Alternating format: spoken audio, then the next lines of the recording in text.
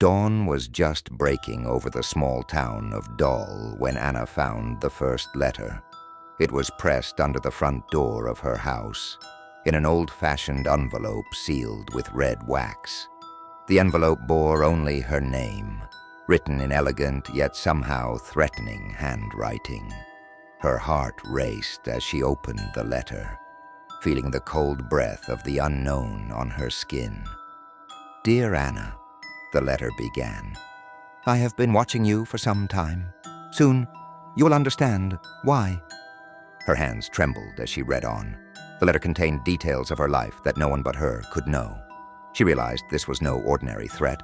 Someone was truly observing her every move. In the following days, Anna felt invisible eyes following her every step. She couldn't sleep, constantly glancing over her shoulder, checking the locks multiple times each night. Every sound became a threat, every passerby a potential watcher.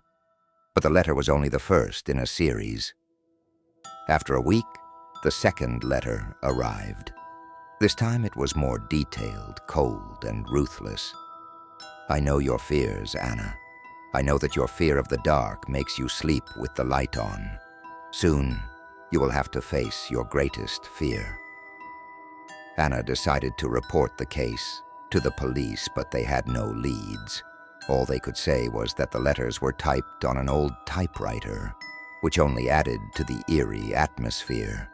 They advised her to change the locks and be cautious, but she felt it was not enough. The third letter arrived on her birthday. "Happy birthday, Anna. I hope you enjoyed yourself tonight. You looked beautiful in that red dress." Anna realized that the watcher had seen her even while she was with friends at the restaurant. His presence permeated every moment of her life, like a shadow that could not be driven away. Nights passed slowly. One evening, while she was sitting in her living room, the light suddenly flickered. Her heart stopped. She looked out the window and saw a dark figure standing under the street lamp. The figure was motionless, but Anna knew it was looking straight at her.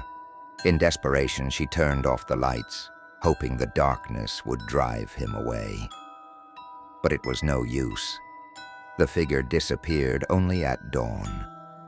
The fourth letter came with a photograph. It was a picture of her sleeping.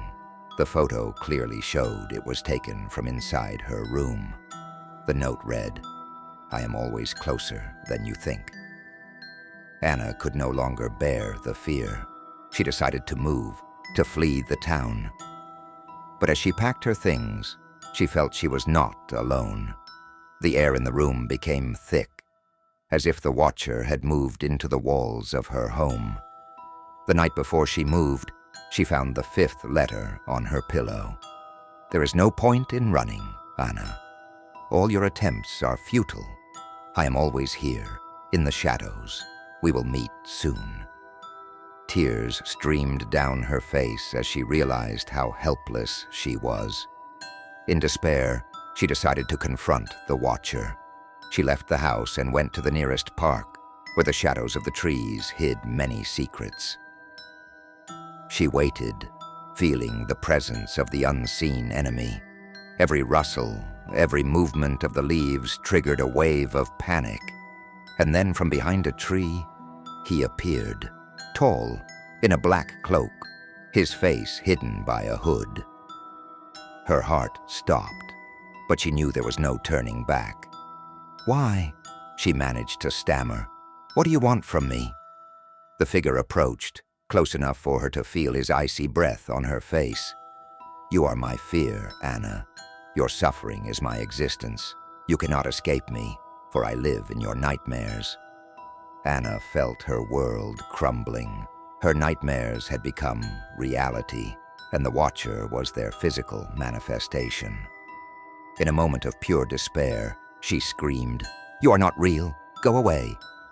But he only laughed, a sound cold and soulless. "I am more real than you can imagine, and I will always be here, Anna. Always." Anna felt the ground slipping away beneath her feet, darkness engulfing her. The last thing she saw was his smile, eerily familiar, as if he had always been part of her. When they found her the next morning, Anna was lying motionless in the park. She was clutching the last letter tightly in her hands. It simply read, "It is finished." Her face was contorted in an expression of unspeakable fear, her eyes wide open, as if still staring at the invisible watcher. The police closed the case, with no concrete clues or suspects. The town moved on with its life, but the shadows were always a little longer, the darkness a little deeper. And the watcher, he found a new victim, a new soul, in which to sow the seeds of fear. For he never truly disappears. He just moves from one shadow to another, unnoticed and inevitable.